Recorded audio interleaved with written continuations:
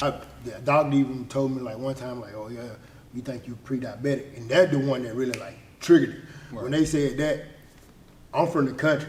That is the like #1 killer down there, man. Right. Like everybody, I mean not everybody, but a lot of people that indulge in Southern cooking, they suffer from diabetes. And then I went to a nutrition class, right? Mm-hmm. This is what cooked the cake. I met Dr. Seeley. Mm-hmm. He had a conference at Nova in Northern Virginia. It's like I think it's a community college, Nova. He had a conference there, and I went, and I bought like some BioFero or one of his products. Mm-hmm. I started taking it. It was like a blood cleanser or something like that. But I started taking it.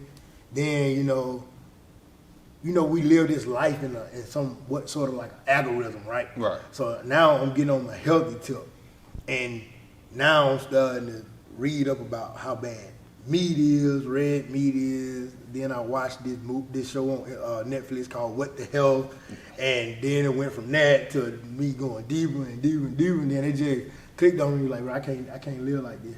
Right. And that's when I got on it. Like basically, man, I learned so much. Shout out to my very first trainer, Les Gardner. Mm-hmm. He was out in PG, I think it's PG County, somewhere in that area. Mm-hmm.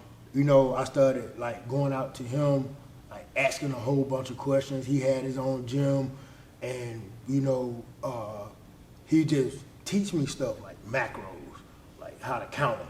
Right. Body type. What's your body type? When we think about fitness, we think in general. Mm-hmm. So a lot of people don't understand that, look, we all got different body types. If you don't understand yours, what works for him ain't gonna work for you. What works for her might not work for you. You gotta understand yours. So basically, he helped me get that understanding of myself, right? And then I was able to go a little bit deeper with it.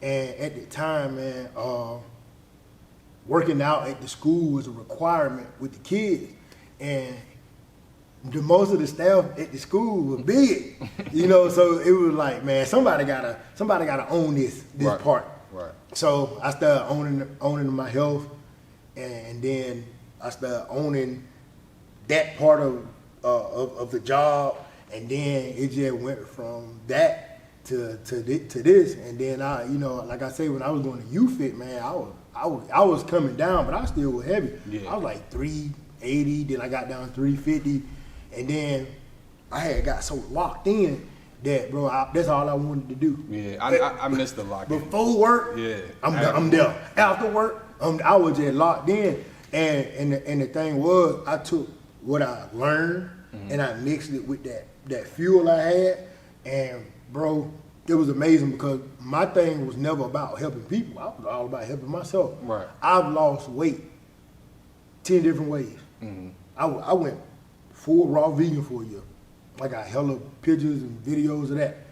I intermittent fasting for a year. I did a 30-day fast with just water and celery juice. I've done OMED for like almost a year, and then the one that really like put me where I needed to be at, like skin tight, everything, was just eating a caloric deficit and counting my macros, and that was the one that was easier for me to be like somebody, because when you lose weight, people will come up to you and be like, bro, what you do? What you how you do? Yeah. I'd be like, bro, don't eat nothing in the morning when you first wake up. Get your cardio out the way, right? Mm. Then when you do that, go into your macros. Off of an empty stomach. Get your 1, 2, 3, 4, maybe 5 essential meals in according to how much your calories, right. And then we just went from there. But the crazy thing about it is it worked for other people, And then, I had this thought in my mind, like, man, if I had to, really teach, I could teach this shit like all day. Right. Like I used to tell myself I could live in the gym. I used to tell myself, I was like, if I had to, bro, I could just be at the gym all day. Yeah. And then, you know, that's when I started getting like serious about it, like very serious. Because if you ask anybody that know me before this point, they'll know like Jolly just an open book. He just give out information. He just help people wherever they can, Right. you know, or whatever. So yeah. And that's interesting because I remember when I went through my first weight loss journey, because when you said the lock-in part, I miss that sometimes. Like, you know, it was at one point in time, because at that point in my life, I wasn't working. Right. And I was the type of person that, like, I'm not about to sit in the house. I don't know, I just felt some kind of way that my people was going to work, and I was just sitting home, and I'm like, I'm not doing that all day. So I would get up when they went out to work, to go work out for 2 hours. When I came home, I would relax for maybe like 5 or 6 hours, go back. You know, by the time they coming home, I'm going back out. Right. And then if I couldn't sleep, because I used to live across the street from Planet Fitness out Ricestown, I would just walk across the street and do more cardio. And then I had a job where I did nothing but ride a bike all day. So, you know, I just maximized that once I got that job. And, you know, I had lost overall, well, in high school, I got down to 190. Right. Of course, me playing sports, I played football too. But the diet, it was still the same after I graduated. Going to McDonald's, you know what I'm saying? Back then, we might have went to McDonald's and you got practice. Right. Or you might not even ate nothing, because depending on what type of practice you had, depending on if you lost the game or not, you knew what type of practice it was going to be. Right. So I got up to 350. Right. So that was around 2012, and I lost my grandmother the year before. And similar to your situation, it was just like, I'm not trying to have to deal with that. Right. So that started me getting into the gym. And then eventually, once I started seeing the results, I got addicted. And it was like you said, you just start looking up information. I would just find anybody. At that point, I was following C.T. Fletcher, the Hodge twins. I used to follow them cats Yeah, too, so when you get the scoop on them guys, Yeah. it'd be like, Yeah, and I know what you mean. when you get the scoop, you be like, Because at some point, chasing the dream. At some point, and I don't know if you dealt with this yourself, but I know other people who have been in the position like we have been.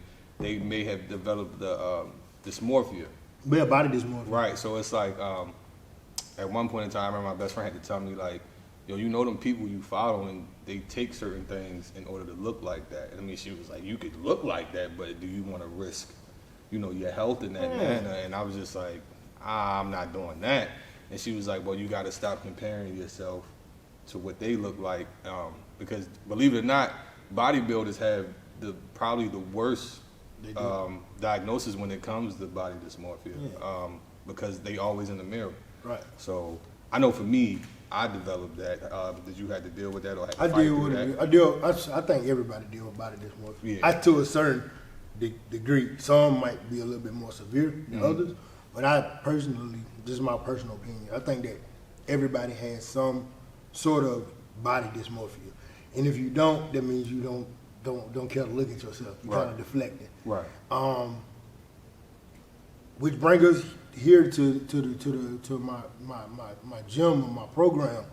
If you want to log in, get depressed.